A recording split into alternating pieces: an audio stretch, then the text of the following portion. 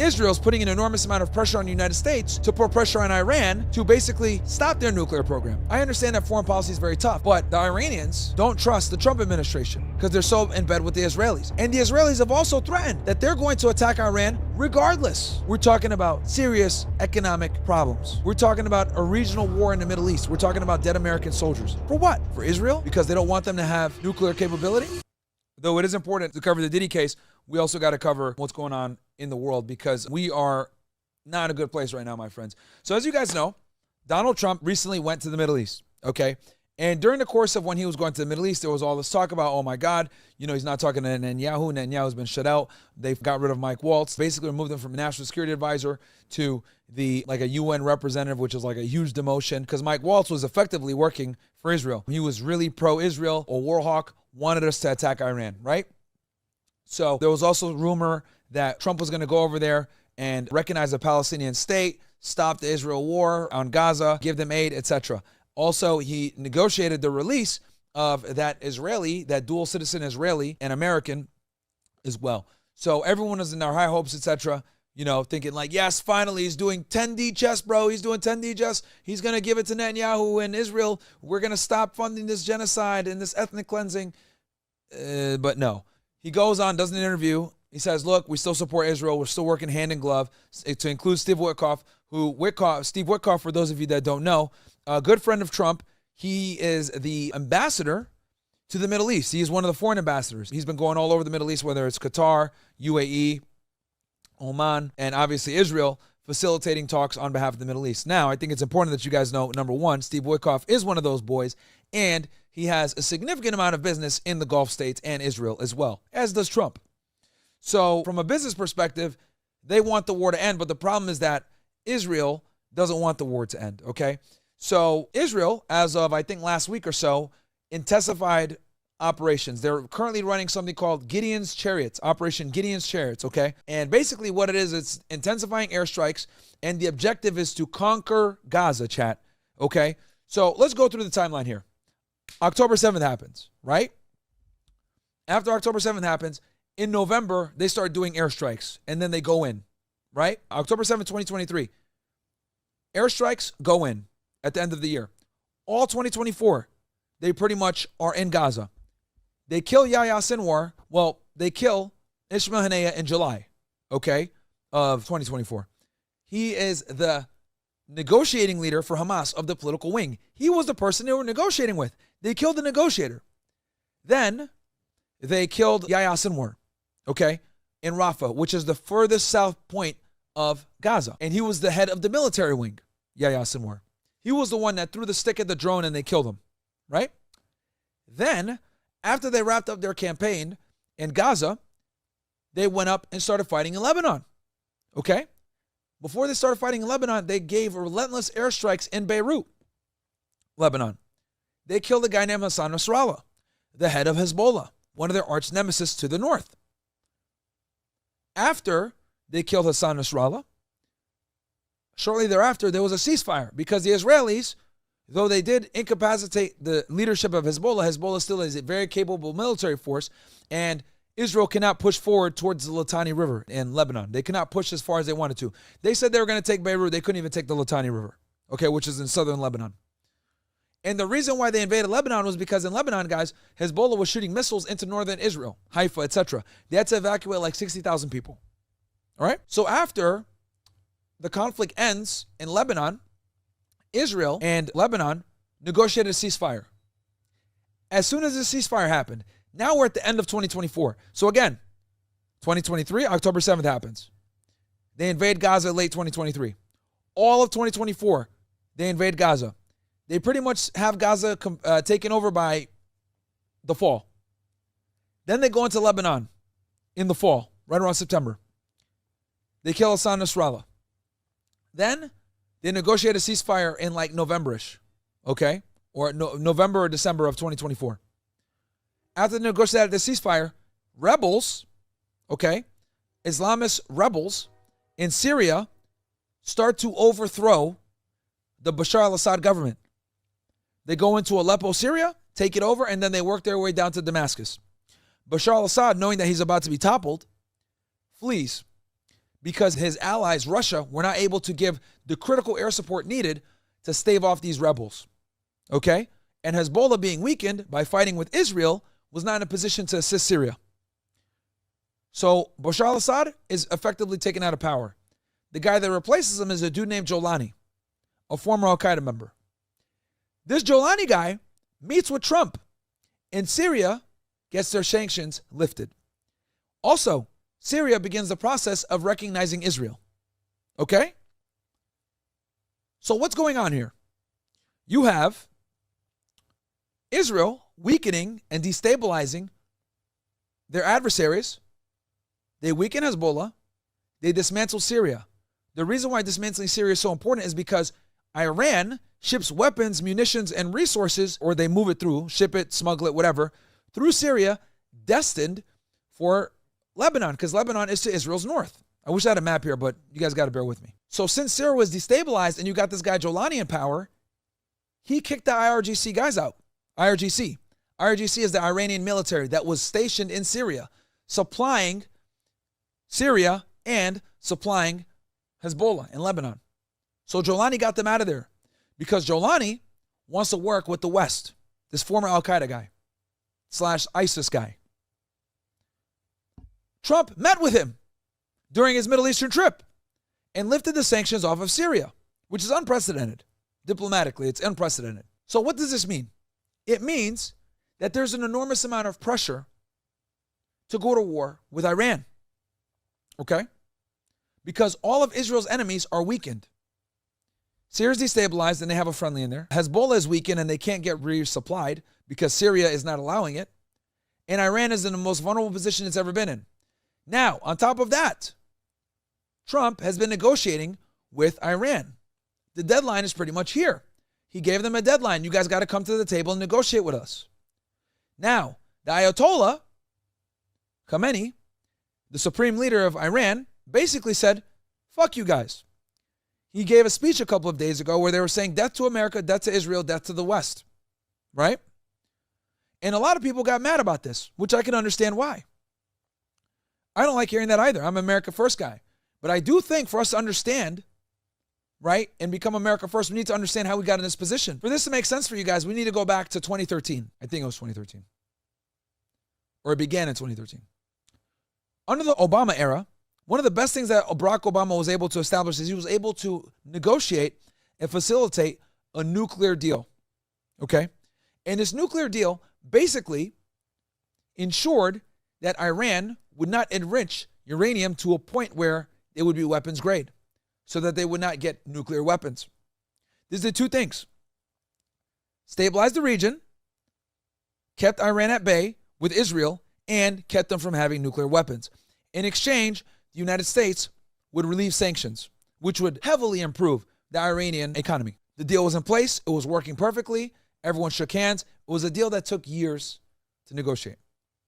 Netanyahu was bitching and moaning the whole time, saying, no, Iran is not going to listen to the deal, despite the fact that we had inspectors going over there and there was tight oversight. He was like, no, fuck that. We can't trust them, all this other shit. Fast forward to 2016. Donald Trump is now the president. 2 years later, what does he do? He rips up the nuclear deal. Rips it up. The deal that Obama had put in place, which was going to pretty much ensure, or not ensure, but it was a good first step toward peace in the Middle East and would prevent Iran from obtaining a nuclear weapon, was betrayed. Now, Donald Trump is trying to strike a similar nuclear deal. Now, here's the problem. The United States has been iffy with one main thing. Right now, Iran has a civilian nuclear energy program, okay? They're not enriching uranium to the point where it's weapons grade, but they have the capability of doing it. Now, on one hand, the United States has said, look, you guys can keep your nuclear program, but it's got to stay at a certain level, which the Iranians can come to the table and negotiate there. But then on other hands, they're saying, oh no, we have to dismantle and disrupt your nuclear program altogether. That's a non-starter. The Iranians are not going to completely stop their nuclear program for nuclear energy. Okay? According to international law, every country has the ability to have a nuclear program, a civilian energy nuclear program. Sorry guys, I'm like half asleep here. And I'm doing this all off the top. okay?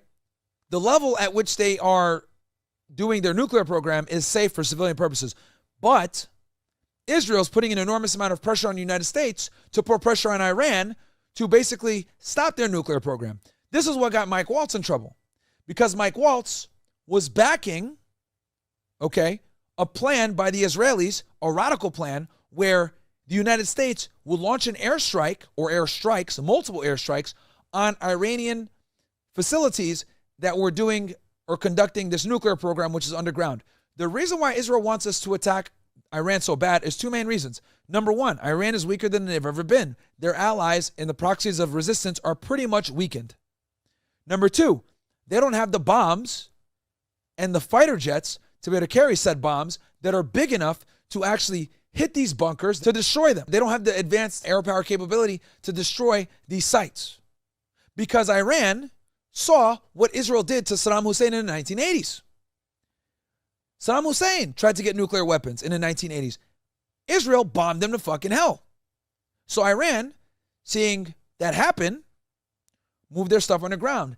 Then Iran saw what happened in 2003, where they said he had weapons of mass destruction. What did we do? We went in there and we destabilized Saddam Hussein for Israel. Post 9/11, we had nothing to do with 9/11. Libya, Gaddafi, saw this and gave up the nuclear program altogether. He said, all right, we're going to stop trying to get nuclear weapons. What happened to him? 10 years later, we killed him. We destabilized him, overthrew him, and killed him. So the Iranians are like, fuck this. And Netanyahu literally has the audacity to tell the Iranians they need to get on the Libya plan. He literally has been telling them, you need to get on the Libya denuclearization plan. Oh, the same plan that got Gaddafi killed? So though I am an America firster, I also have the wherewithal to understand that the Iranians do not trust us. We ripped up the nuclear deal the first time. Trump has shown that he can't be trusted when it comes to foreign policy in a lot of situations. He gave this, oh, tariffs on everybody. Yeah, tariffs. He walked it back, right? We're going to take China to 100%, 150%, 200%, 250%. Then we told them, come to the table and negotiate with us. We walked back on a lot of the things. We're going to have the Ukraine-Russia war done in 24 hours. Can't do it. He just had his first talks with Russia and Ukraine like a couple days ago. He's been in office now for several months.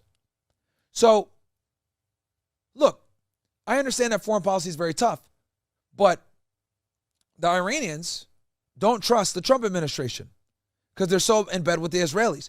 And the Israelis have also threatened that they're going to attack Iran regardless. So why would they get rid of their nuclear program when they know that they're more than likely going to get attacked regardless? And if you get rid of your nuclear program, they saw what happened with Gaddafi.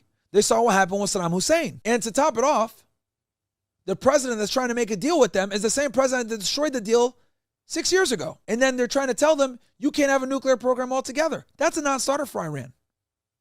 They're going to have a nuclear program no matter what. And here's the other thing. Iran can manufacture a nuclear bomb, a crude one, within a few weeks. Many military analysts, political analysts have pretty much figured this out, that they can make a crude bomb within a few weeks. So what does this mean? It means that though Trump went over to the Middle East and had a whole dog and pony show, people in Gaza are still dying. Israel has ramped up their efforts. They still have them blockaded. People are starving. They're killing journalists. They've killed reporters. And they're killing kids. Hundreds. We now have something like 53,000 dead in Gaza.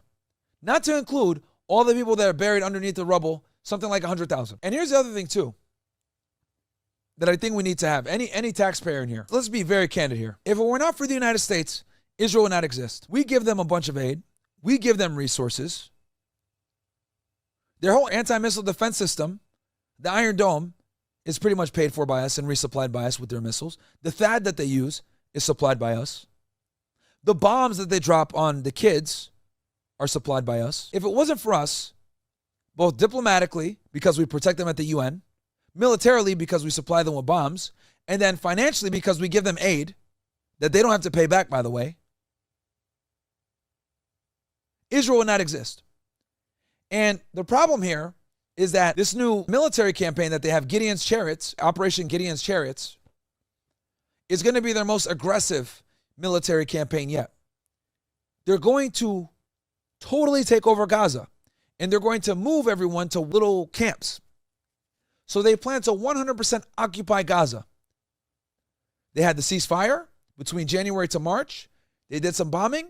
Now they've pretty much fully invaded Gaza and are launching a ground assault and plan to permanently contain it and control it. They're working out a deal right now to move the refugees to Libya and other potential Arab countries. And the United States is going to be the ones to bribe them to pay them money to do it. This has been condemned by the international community. As you guys know, Benjamin Netanyahu has a current arrest warrant for himself at the ICC. He couldn't even go to Poland for the anniversary of the Holocaust and World War II remembrance that they have in Auschwitz, Poland, because they would have arrested him if he went. Mind you, Benjamin Netanyahu, a.k.a. Malachowski, is Polish. Can't even go. Couldn't even go. So we run cover for this country, and they're literally doing an ethnic cleansing with our tax dollars. Now, I know some of you guys say, bro, well, what does it matter, bro? Like, this isn't, who gives a shit? You know? Who cares? Like, it's Gaza. It doesn't influence the America. It's Middle East, whatever. That's fine. I completely understand where some of you might go, where you guys might say, I don't care about foreign policy, Myron. Talk more about Diddy. Right? I want to know more about Astroglide and Lube. Well, let me tell you something, guys. You need to care about the Middle East and foreign policy because we might go to fucking war. And here's the thing. This isn't going to be Operation Iraqi Freedom. It's going to be far worse. Iran is a capable force. It's a bigger country with a bigger military, with a bigger population, with dense mountainous terrain. If we got into war with Iran, thousands of American soldiers would die. Oil would spike. They would shut down the Strait of Hormuz. I've talked about this in detail. But basically, we're talking about $11 gallons of gas at your gas station. We're talking about serious economic problems. We're talking about a regional war in the Middle East. We're talking about dead American soldiers. For what? For Israel? Because they don't want them to have nuclear capability? And here's the other thing that worries me. The United States keeps changing its story. First, it's you can have a nuclear program, but you just can't enrich it to a certain level. Then it's you guys can't have a nuclear program at all. They keep changing it up. They've had 4 different rounds of negotiation. And we still haven't come to a conclusion. We're pretty much at the deadline that Trump imposed on Iran. And he said that he is going to bomb them if they don't make a deal. And if we don't bomb them, Israel's going to bomb them anyway. So if Israel's going to bomb them anyway, what impetus is there for them to come to the table and work with us? Especially when they know that we can be trusted. You don't have to care about the Middle East. But what I'm telling you is that Americans are going to die, chat. Americans in the Middle East, our soldiers are going to die. I don't want that. And then back in the States, we're going to have serious economic problems. Then when you find out why, because of this little land in the Middle East, Israel's creating all the problems in the region. We got to deal with the fucking truth.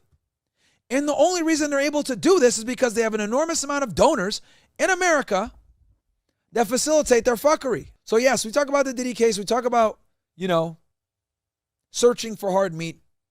We talk about telling hookers to pay us $200 to take a shower. Ha ha ha. It's all funny, which is entertaining. And I'm going to be at the trial tomorrow. But I think you guys need to also pay attention to foreign policy because it's extremely important. Because foreign policy is the one thing that we don't control, guys. That's the president only and the Department of State. And the Trump administration has been trying to hold Israel back from instigating a war. But at this point, it's not looking good. We thought, he's going to go to the Middle East. He's going to rein Netanyahu in, etc. It's not looking good, man. And I'd be fucking damned that my tax dollars are being used to kill kids every single day. And the only reason Israel's able to get away with it is because we run cover for them diplomatically at the UN. We have either bribed or destabilized all their enemies. We support them economically with the aid, and we support them militarily. And then their donors and their agents are here influencing our politicians. The director of our national security program, Mike Waltz, was literally basically damn near an Israeli spy. Damn near. Constantly trying to tell Trump to go to war, passing information off to Netanyahu that he shouldn't have been passing off. And all he got was a demotion.